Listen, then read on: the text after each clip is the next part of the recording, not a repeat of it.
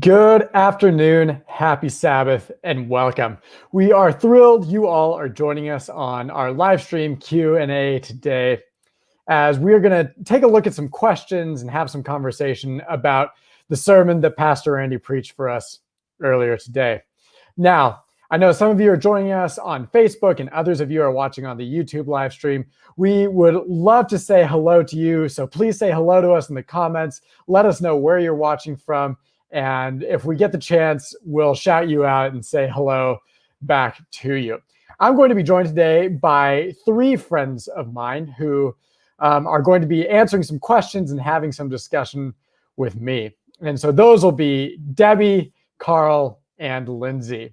Now, I know that you all saw the banner in the countdown just a few moments ago, and it said we would be having a Q&A with Pastor Randy. I'm sorry to say that for some personal reasons, he is unable to join us today, but we're still going to have a great Q&A. We're glad you're with us. So at this time, I'll welcome my three friends onto the screen with me. And as they join me, I'd like to say happy Sabbath to a few of you who are in the comments section. So first, happy Sabbath to Silas Marquez, who's watching from Berrien Springs, Michigan. So glad you're here with us. And also happy Sabbath to Julie Bear, who is watching from Naples, Florida. So you guys are perhaps a long way away geographically, but you're right here with us online. We're so thrilled you're here. So once again, welcome to the three of you. I'm so happy you are all here with me. What we're going to do is we're going to jump into some questions regarding the sermon. And the first question we have is an interesting one. Also, I will say one quick note to those in the comments. If you have questions or comments, please don't hesitate to put them there, and we will try to get to those if we can. So question number one, what is the best Christmas gift you ever gave to somebody?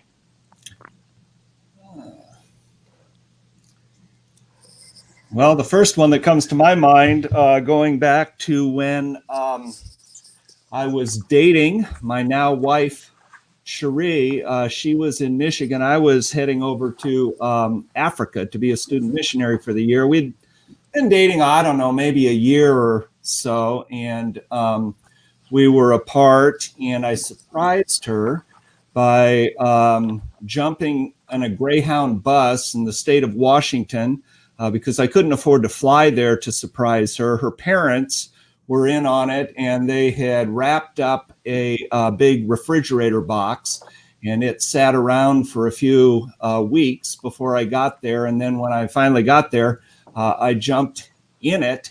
And when she came home from school that day, they said, well, go ahead and open your Christmas gift early. And so she did. And I was in there with my camera, and I snapped a picture of her. Her mouth was wide open. And she has a beautiful larynx and esophagus and lungs. I mean, a heart. I could see everything. She was so shocked. So that's the first thing that comes to my mind anyway. So you're the greatest Christmas gift you ever gave. Wow, yeah, subtext there.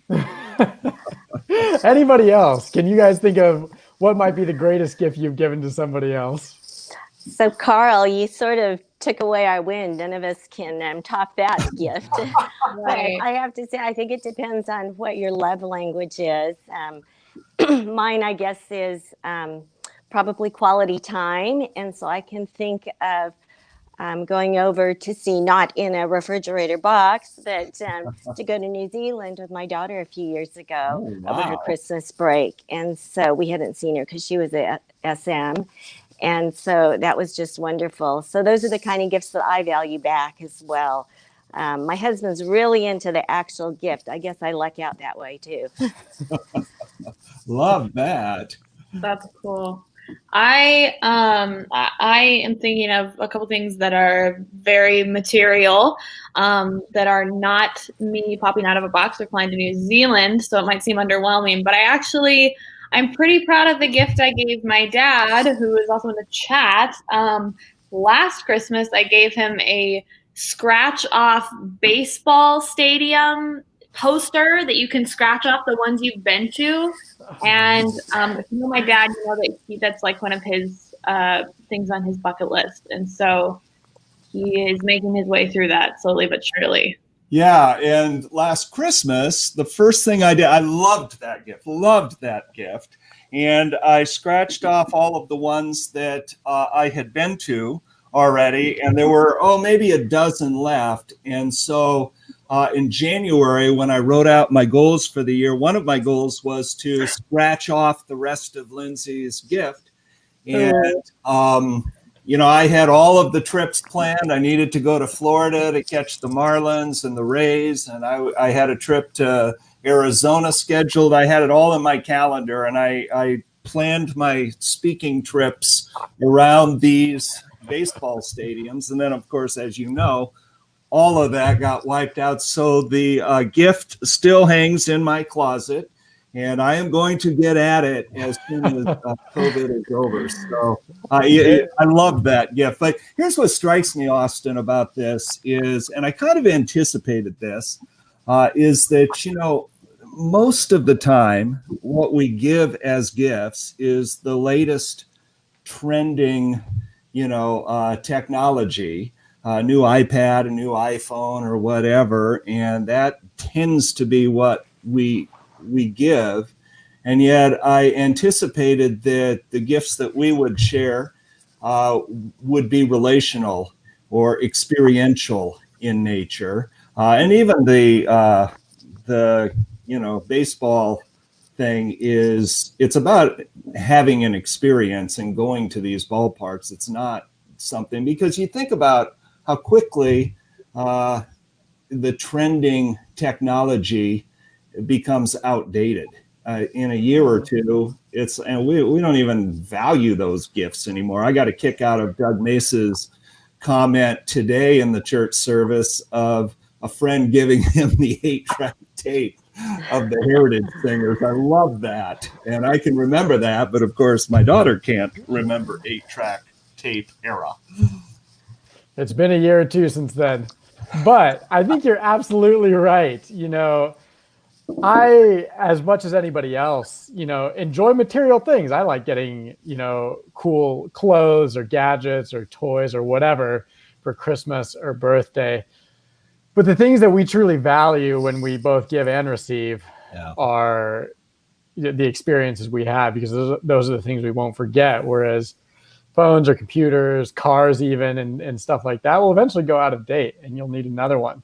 Yeah. I'm going to return briefly to the chat here to say hello to a few of the people who are joining us. First, Brianna Palpen is saying happy Sabbath from right here in Loma Linda. We are thrilled you're joining us. And next is Gina Dalrymple joining again from Montana. It's probably a little colder there than it is here.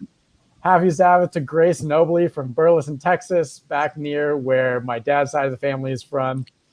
And Marion Forschler from Seattle, Washington.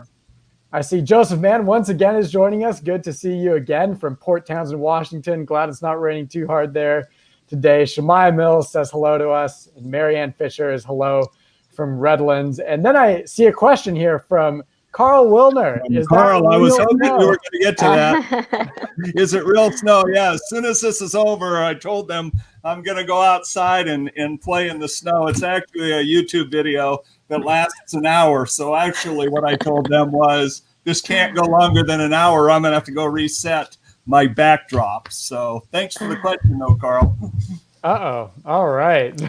So I see Jason Calvert. So good to see and hear you guys. It's great to have you join with us. And I can see you saying go Cubbies as well. Hopefully you won't have to wait another 100 years till they win the big one again.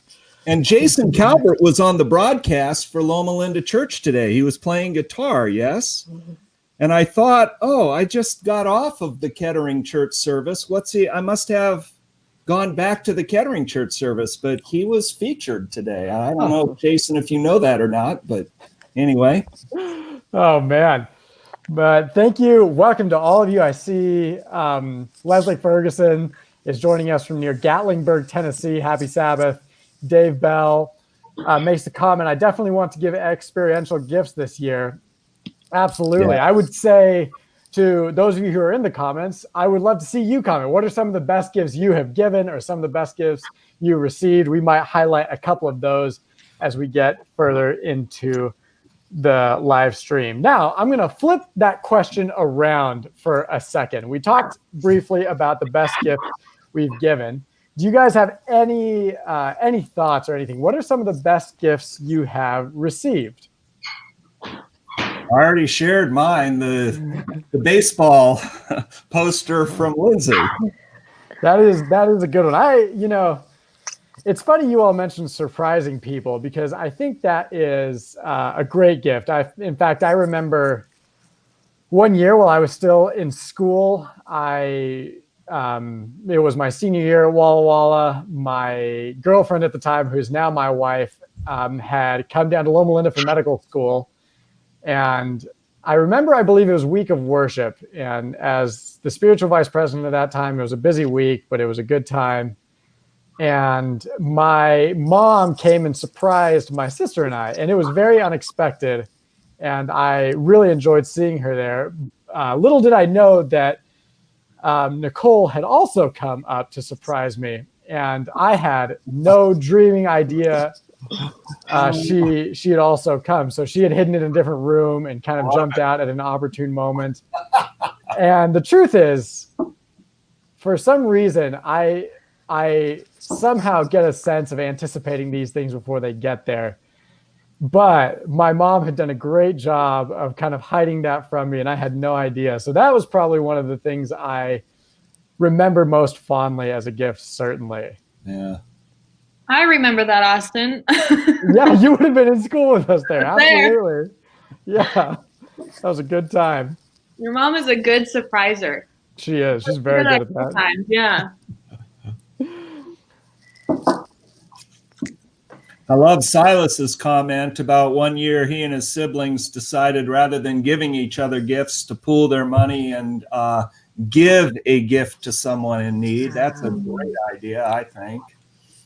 Yeah, that's quite something. That is a fantastic idea.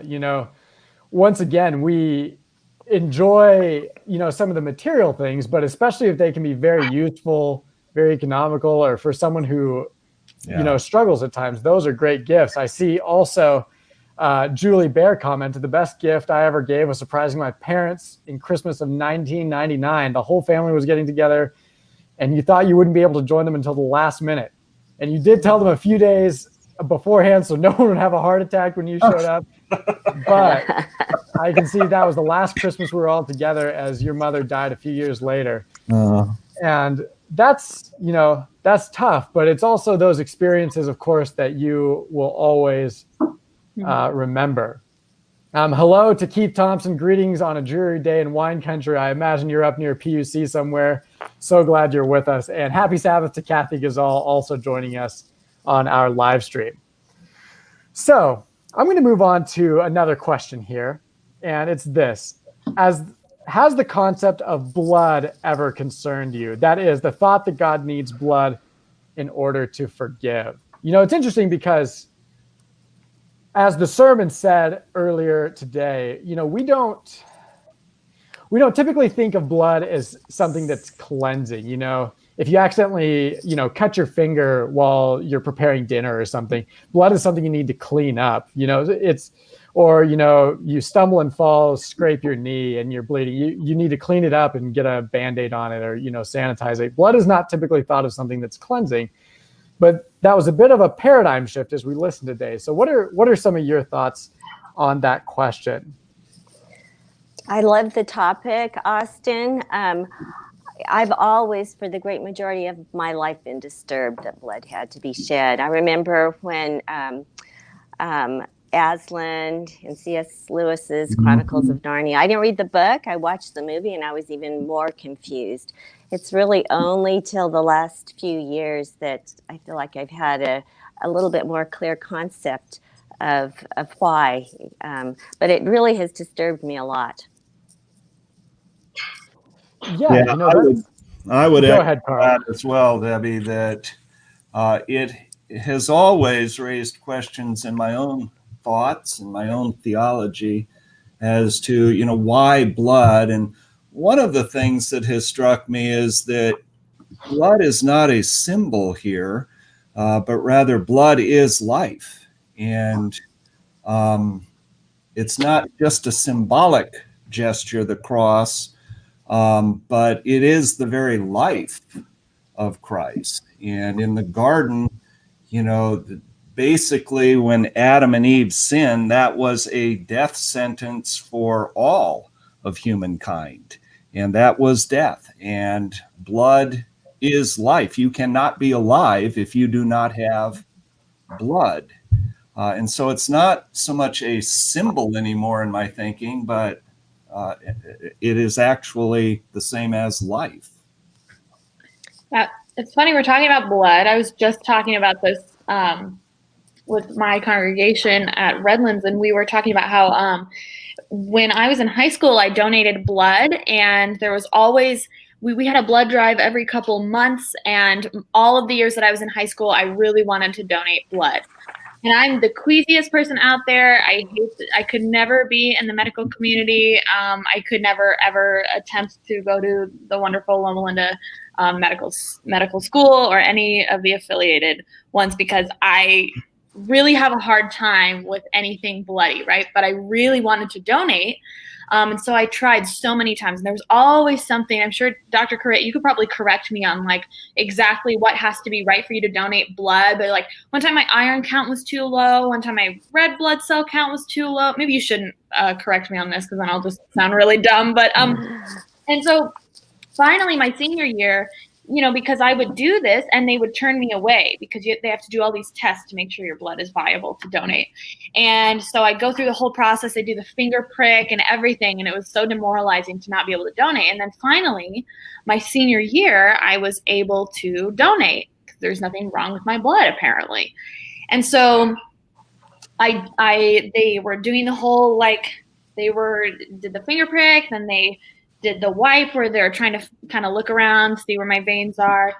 And I told the nurse who was doing this, I said, now, just so you know, I have a really low pain tolerance and I'm really queasy with blood.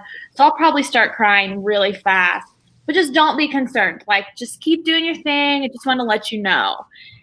And she immediately stopped in her tracks and told me, oh, if you cry, I legally have to stop. I have to stop expressing blood. So if you think you're going to cry, then you should probably just not do it. And so then she said to me, so you have to decide if you're going to cry or not. And I'm like, what? And I don't know if the legalities of this was in Ohio, so I don't know.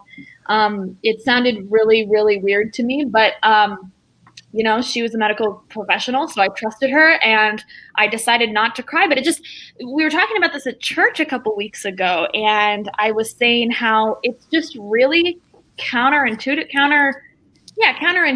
at least for me, to do something as invasive and kind of vulnerable as donating blood and not be able to express any emotion or have any outlet for all the overwhelming feelings that I was having. And so I kind of think about this am I bothered by the blood central in Dr. Roberts' sermon? And the answer is yes, because I think that blood is just such it's messy, right? And that's certainly how I think about it. And it's vulnerable, and it's just a very complicated substance. Lindsay, you checked me in the last time, and actually probably the first time I've ever donated blood. That's right. Last month at Redlands Church. Right. And I do have to agree with Carl as well, what you're saying about it not just being symbolic. I mean, blood, it's, this as an anesthesiologist, which is what I do. So I give a lot of blood in the operating room, and it is just amazing how much when a person needs blood and how life-changing it is. If somebody refuses blood after a trauma, maybe they're a Jehovah's Witness or for some other reason, and it is just really profound all the different functions that blood has in our bodies, and who, other than our creator, the master biologist, in the last few years, I've come to realize that God, sometimes I used to put him in a box of just spirituality, whereas he's the creator of space, time, science, biology, physiology, our mental, spiritual, emotional beings. And, it's given the whole idea of blood as sort of a new meaning to me, as well as what this whole COVID and convalescent plasma has given to my understanding and enhanced my understanding of what the gospel truly is. I did want to throw in here real quick, if I might, Austin, that in case I don't remember or we don't come back to this, but I do think one of the best Christmas gifts we can give this Christmas is to donate blood. I have heard, at least in this community, that there is a desperate shortage, and I don't like to give blood, but I will commit to doing it again if it's helpful. And I think it is. I don't know if you saw one of the stories posted by David Smith is the privilege of being a rare bone marrow transplant donor to somebody that, again, we're talking about life. And this is a way that we can actually, give life. And I think we somehow can disconnect that when we're actually going to the blood bank to donate blood. I remember one of the most effective blood donating appeals. It goes back a few years. I was doing a week of prayer at Southern Adventist University, and they were having a blood drive on campus. And I shall never forget, a young lady came up and just told this heart-wrenching story of how she had been, as I recall, in an accident. Anyway, she was in desperate need of blood. And because of a donor, she was alive, and everybody lined up to donate blood that week, just because of the power of the story. And again, it's just connecting it to, we're talking about life here. Again, it's not a symbol, it is life, and we cannot live without life. So I think that's a really good thing that we can all do. As Randy was talking about, life is saving and it's cleansing, and we can be a part of that this Christmas. Yeah, absolutely. And that's a gift we can certainly give. I want to, touch back on the gifts that were given. Back at 2:15 p.m., I'll highlight a comment made by Victor Ware. The best surprise for our family was when Chemo was miraculously healed, was discharged from the hospital, and played Silent Night during the Candlelight concert in 2010. I remember that like it was yesterday. I don't think that's something I'll ever forget. What a tremendous gift, not only for the family, but also for the larger community. And, it's been noted a number of times that, blood is, it gives life, but it's also a bit uncomfortable. And I think we've touched on that theme more than once. In fact, it reminds me of something I learned a number of years ago. There was a book written in 1644 by Roger Williams, who was a Puritan minister and theologian. He wrote a book entitled The Bloody Tenet of Persecution for Cause of Conscience Discussed in a Conference Between Truth and Peace. And it caused a lot of controversy because it talked about government and so forth.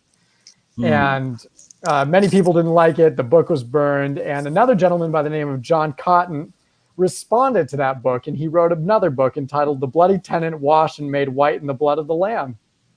And so, of course, Williams had to defend himself, and he wrote the third book entitled The Bloody Tenet, Yet More Bloody, by Mr. Cotton's Endeavor to Wash It White in the Blood of the Lamb.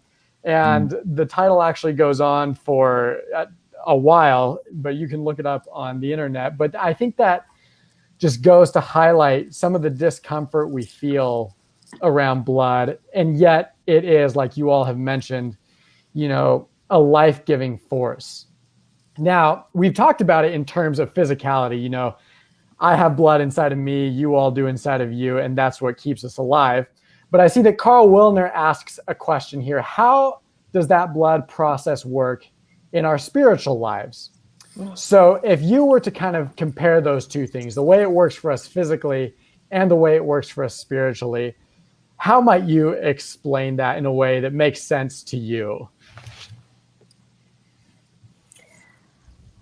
Well, for me, this whole Christmas series that Randy is doing kind of gets at the answer to that question, that it is an exchange, and it is, our guilt for Christ's grace and our sin for his sinlessness.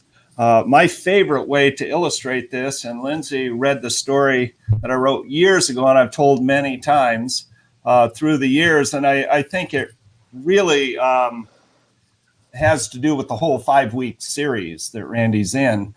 Just this whole idea of exchange. You remember back in the day when churches could actually get together for picnics, and the pastor would get up in church and say, tomorrow, 2:00, Sycamore Park, let's all join together, bring your own sack lunch, and we'll have a good time. So the next day you decide, last minute, maybe I do want to go to that. So you go to the refrigerator, and there's not much food there. A couple tired pieces of bread, a rusty head of lettuce, just enough mayo to scrape up your knuckles getting after it. And then some long ago expired bologna. Put together this sandwich, throw it in a sack. You're off to do the fun things we used to do at church picnics, 3-legged race and watermelon feed and egg toss and so on. And that evening, pastor calls the church together and offers a blessing on your food. And off you go to the corner of the park, and there's a rickety old picnic bench there.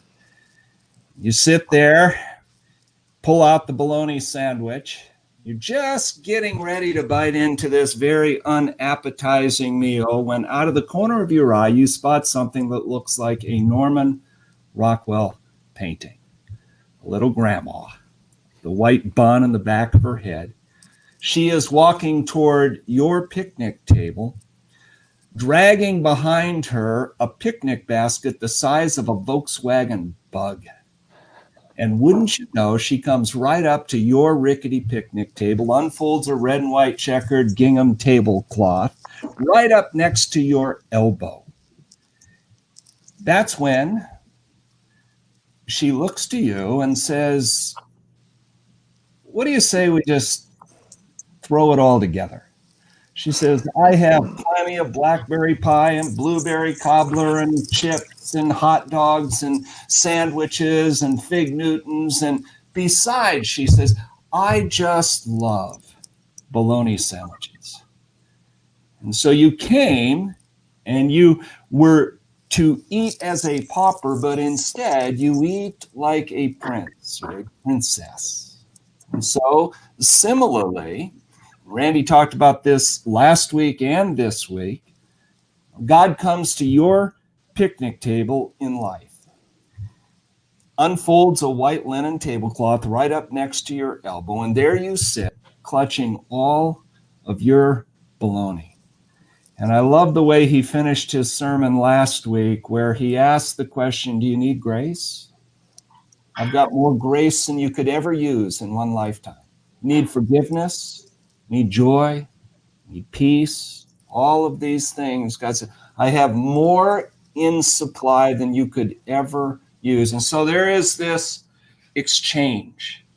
And he quoted my favorite quote from the book Desire of Ages, where she talks about, Christ was treated as we deserve, so that we could be treated as he deserves. With his stripes, we are healed. And so I think this process of blood, it's giving us the blood of life. And again, blood is life for the death that we deserve. And Christ took that upon himself.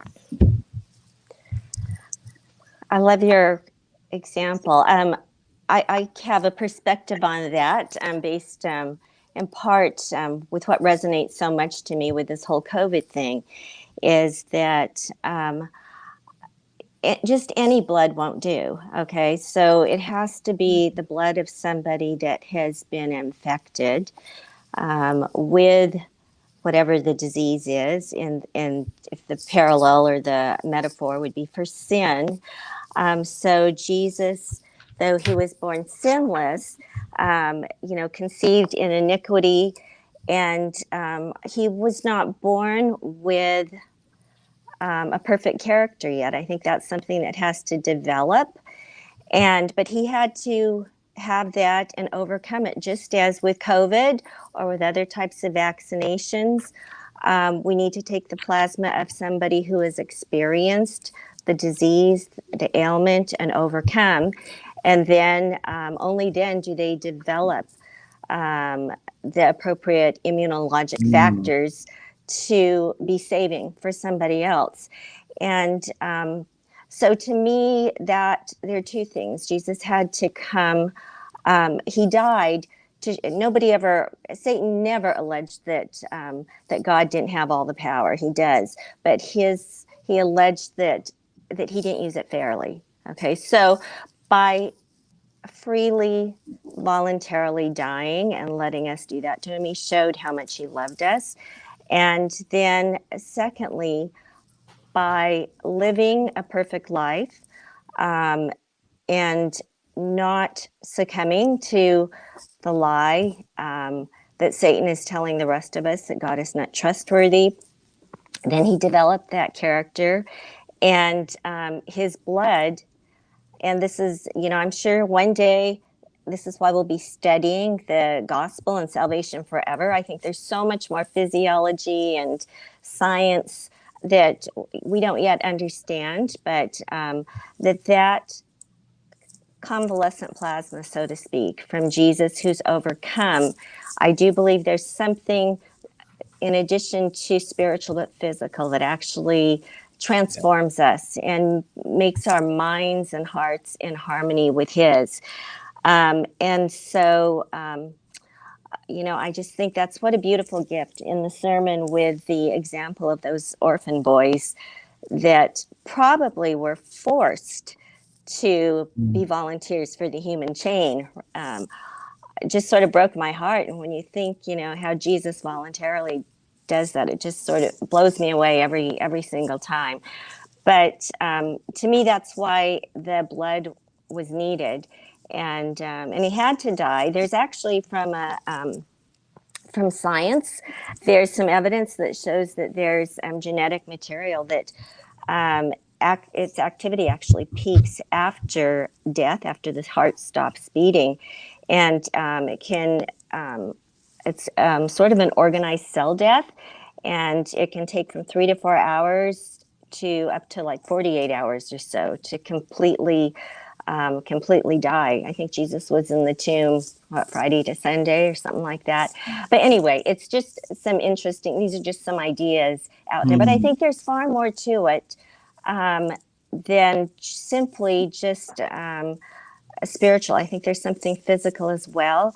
And most importantly, it's totally transforming and healing if we will accept it. I think the Holy Spirit has special ways of applying that gift of convalescent plasma that Jesus provided for us. So anyway, that's sort of my take on the blood and how it's so life-giving for us. Yeah, thank you so much for sharing. There's a lot of scientific background that I just don't have or don't understand. Yeah.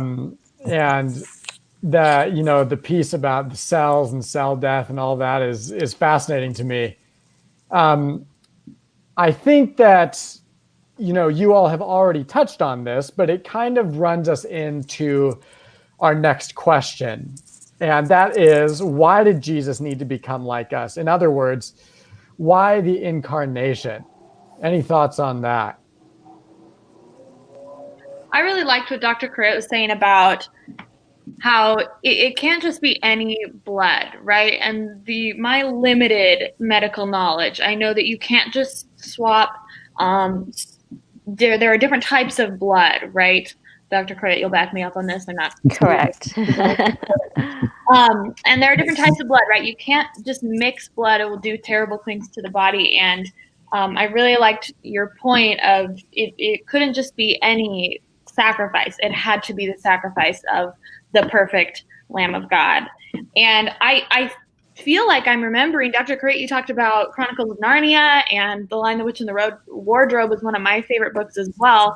I remember, and maybe I'm making this up, but I do remember when Aslan goes to sacrifice himself for Edmund, and for Edmund's breaking the law, essentially, I remember Lucy and Susan catching him before he goes to the White Witch and asking, can't we do it? Can't we do it? Why does it have to be you? And he says something along the lines of it has to be me, basically. And so I think that is, I think that especially when we're talking about, why did Jesus have to come down here? It's interesting how the whole conversation around blood, that story that Dr. Corritt mentioned also about the boys, the orphan boys who they had to keep the virus alive through on the ship. So interesting how that's kind of just a testimony to how, saving people from this deadly virus it was such a delicate process of keeping this virus alive. They had to get really creative. They couldn't just, ship off the vaccines to different countries. They said that didn't work. It's kind of this testimony to how delicate that is, right? But then also how resilient. Also just kind of this dichotomy of these two binaries of like, it's a delicate thing, but also it also shows us how resilient the blood is and how resilient the body is in fighting viruses and stuff like that. And I just think that Jesus is the perfect example of all of these dichotomies, right? Of like he's delicate when he needed to be. Yeah, he's extremely resilient, and he is the perfect one. He was the perfect one to come down and sacrifice, and the only one who could come down and sacrifice himself. On that. Go ahead. Sorry, on that note, I mean, have you ever thought, if an angel came instead, it still would not prove to the universe that God is love, because he's the creator. So he sent down an angel, or somebody. I don't think it would have shown that he wouldn't use his power for a way that would not just benefit him. Yeah, and I like that part of the story with the orphans coming over from Spain, the fact that it had to come from somebody who had the antibodies, who had already battled this virus, which is kind of just underscoring the point you both just made. But I loved that part of the story. So yeah, go ahead. So, Carl, let me ask you this: as you and Austin, the theologians, then. So, don't you think then it was the human? God is fully human, fully God.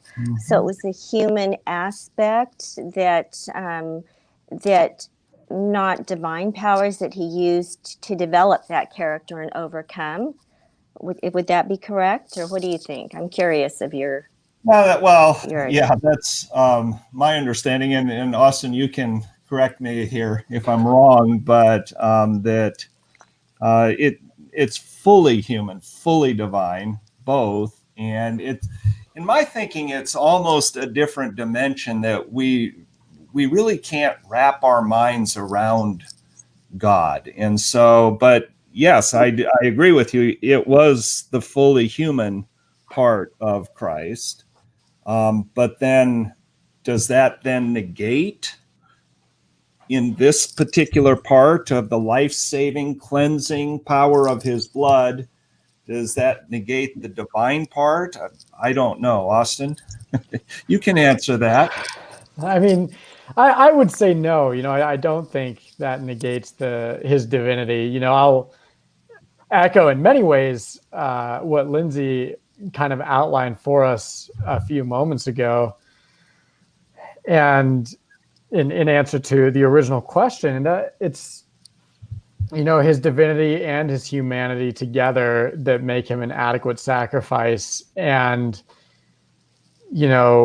with only Jesus' divinity, it's not enough, because he, in essence, then is not one of us. He has not been exposed to the virus, so to speak. But then again, if he only has humanity, he again is not enough, because that would essentially prove that any of us could be like him. And while we can be like him in part, we cannot be like him in full. So you really need both of those things. Otherwise, Jesus is either just like us, which isn't true, or is nothing like us, which also isn't true. I think that's probably the way I would look at it, and that would be the reason for the incarnation. He,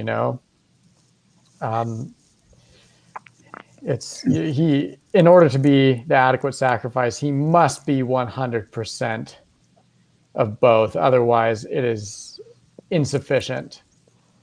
Which really takes us back to the point that it is a unique, only Christ could do that. It could not be a human being, just a human being or an angel. It had to be God himself. Yes. Right. Because there's no other being that fully embodies those binaries of humanity and divinity, right? These opposites that really Jesus has 100% of both. Yeah. Yeah, absolutely. I think, like you also said, Carl, sometimes conceptually that's hard for us to understand. Oh yeah. It's not something that is easy to wrap your mind around always.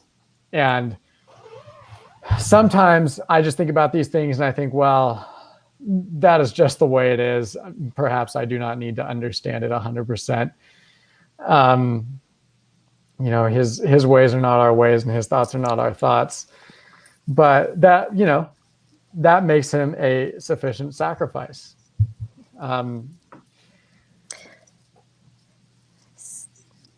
ahead.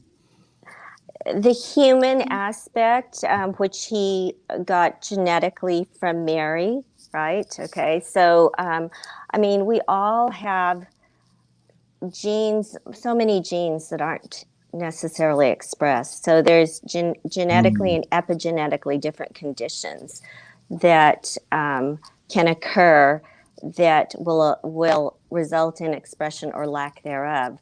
And sorry, I know it's getting sort of into the science part, but I feel like so much there is a scientific basis. Again, God is the creator of our reality. It includes science, physiology, the whole works, that I feel have a direct link to neural pathways, depending on choices we make, and the pruning of the bad choices, or whichever choices that you don't make. There's the law of exertion.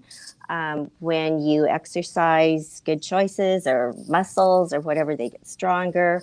The law of worship, whatever you focus upon, you truly become like. There's studies in doing CAT scans on brains when people are just thinking about an act, even if they're not physically doing it. I think in Matthew, Jesus talks about that, just as you think about it. There's just so much correlation between science as we learn more and spirituality. I don't think you can separate them out at all. And the blood carries genetic material, blood. So this is the convalescent plasma that Jesus is providing to all of us.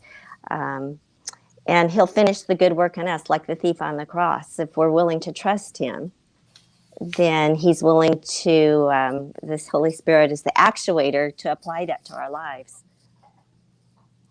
Yes, absolutely. And I see another question here in the chat, and it's an interesting one because we also have a couple of similar questions that I had written out. Dana Johnson asks, it's sufficient or adequate of a sacrifice for what? Is it to satisfy an angry God? Is it to fulfill the demands of the law? What do you all think? What is the sacrifice for?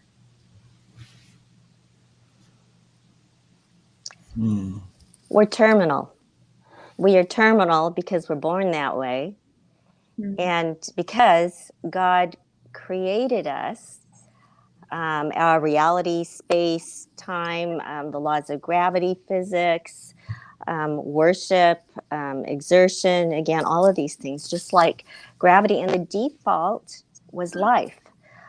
But when we become out of harmony of how he created us, the natural consequence is death. And that's why we're terminal. I don't believe it at all. It's an angry God. And I think the majority of the world thinks of God as an angry God and having this imposed law. And we argue about, did we cross the line? Did we break the law if we did this or that? Whereas it's more like, as I see it, sort of like the law of gravity. Okay, so whether you believe in it or not, if you jump off Half Dome, you're going to die. I feel like that's sort of how God's law, his character, the universe that he created, the reality he created, it's the natural consequence. Think of the person, maybe the uncle who molests his niece for years and years and years, and nobody knows about it necessarily. Okay, so but it's eating away the hormones, the physiology of what it does from the choices he makes actually will cause physical disease. And the natural results of when all of that is exposed is great shame, self-remorse, and what all of that does to the body. So I see God's law as not the 10 commandments, so to speak, but more as, I'm not saying that's not part of the law, but it's far bigger than that. It's the who he is and how he created us to be. And so I don't view it as a punishment when that law is broken as much as a natural consequence. And he's just begging to apply the remedy to us. It's here, it's free, I've done it. Take it. Yeah, my mind immediately goes to the relational part and what it says about the character of God, and the reason for it is to restore a broken relationship, to satisfy, the fact that we have all sinned, we've all fallen short of the glory of God, but then, to ask what is sin? And in my thinking, sin goes back to a broken relationship with God and humanity in the Garden of Eden. And in order to reconcile that relationship, Randy talked about that. That was a key theme in his sermon, that the cleansing, saving power of the blood is for the ministry of reconciliation, that we might be restored in that perfect relationship with God. And so I see it much more in the context of relationship than I do in a legal sort of construct that the demands have been met, but rather I think it speaks volumes about the character of our God and the lengths to which he will go to restore that broken relationship and to address sin, which is a relationship apart from the Father. Right. I often think of this kind of whole situation because I think it's so complicated and nuanced and hard to really get a satisfactory answer. I often think about it just in kind of more concrete terms of proximity, right? Of sin. To me, one of the best definitions that helps me kind of understand it is sin is separation from God, right? And so sin actually distances us from God. And so that's why, to me, this season is so meaningful, because Emmanuel means God with us. And ultimately, how I think about that is like God came to be with us so that God could be with us forever, right? God came down and was with us so that he could provide a way that we could be with each other for eternity. And so, to satisfy an angry God, I studied English in undergrad, and we read a lot of Sinners in the Hands of an Angry God, that classic literature text by Jonathan Edwards. And I really disagree with that theology because I agree with my dad in that I think that it really is toxic and just not really accurate to think of God as this angry father dangling us over spiders or whatever Jonathan Edwards has in that horror literature. But more of when we sin and we're separated from God, he's not angry, he misses us, right? And he desperately wants to restore that relationship, so much so that he sent his son as a baby, Emmanuel, God with us. That's kind of how I think about it. Yeah, those are, some fantastic answers and some very, different perspectives, but all very important perspectives in the way we kind of perceive sin and grace and sacrifice and why this is this way.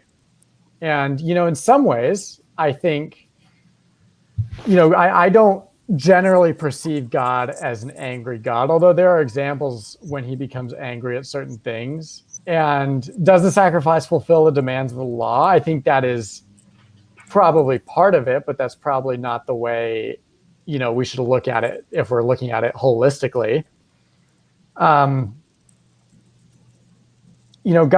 God sacrifices, just like all of you have touched on, to bring that relationship closer together and to heal something that we have broken. And at the end of the day, it's a debt we have to pay for, I suppose, breaking the law, but a debt that we do not have the money to pay for. We cannot afford the debt. And so, Jesus came down and paid for that debt because he could afford to pay it, despite the fact that it cost him a very large price. It was not a cheap debt to pay. And then we get in to things like justification and sanctification. We're made righteous in his sight, and then we're made holy in his presence. And there's, like Lindsay said, there's a lot of complexity and a lot of nuance to this. It's not something you can answer simply. But I suppose if I were to try to narrow it down, so to speak, because even I, have large gaps in my understanding of the way it works, I, would just say that it's a debt that I could not pay, so someone else came in and paid it for me. We are kind of running close to the end, so I had a couple more questions, but I'm going to kind of shrink them into one question here. There is kind of the concept of Brandon Yancey's concept of blood both cleansing us and saving us. And I guess, if I were to kind of rephrase that, it talks a little bit in essence about justification and sanctification. One, we're made righteous, and two, we're made holy. So what are some thoughts that come to mind, or how do you relate to those concepts if you think about that a little bit?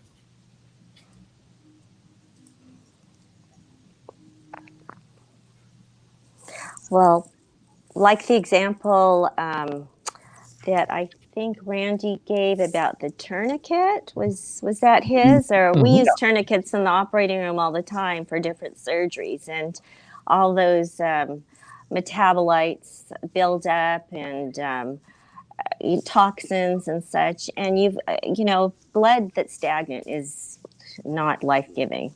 And you really need to get that flowing and wash it all away. And I think the metaphor of that is that his blood truly does the same, for those tendencies that we may have genetically as well. And I love what Carl had said about the relationship thing as well, though, because it's really about us believing the lie that God is in this for himself and not for us. And when we believe that, we act totally differently than we would, if we believed that he was there for us and would do anything for us to redeem us.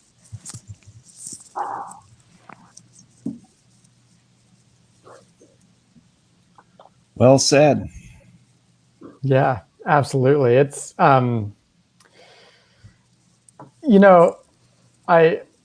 I think a lot about these concepts, of being saved and being cleansed, or, being justified and being sanctified. And, it's a process that I don't really understand, but it's a process for which I am deeply grateful. Yeah. Amen. And I know, we've run just about to our hour mark here. So first of all, I'll say thank you so much to the three of you for all contributing, all bringing new and different perspectives and ideas and answers. You've given me a lot to think about, and I appreciate that. And also thank you to the people who have joined us on our stream, those who are joining from, all around the United States and all around the world with their own questions and thoughts. We also appreciate those a great deal. So as we close up here, I'll pray and then we'll finish up. Gracious God, thank you so much for being with us as we have these conversations. We ask that you bless us, bless those who have tuned in, help us to continue to have open minds as we learn and digest new concepts, new ideas. Be with us on this Sabbath day, Lord. In your name we pray. Amen. Amen. So thank you once again to the three of you and for everyone who has joined us. We hope to see you back again here next week. We hope you have a wonderful, blessed, and healthy week.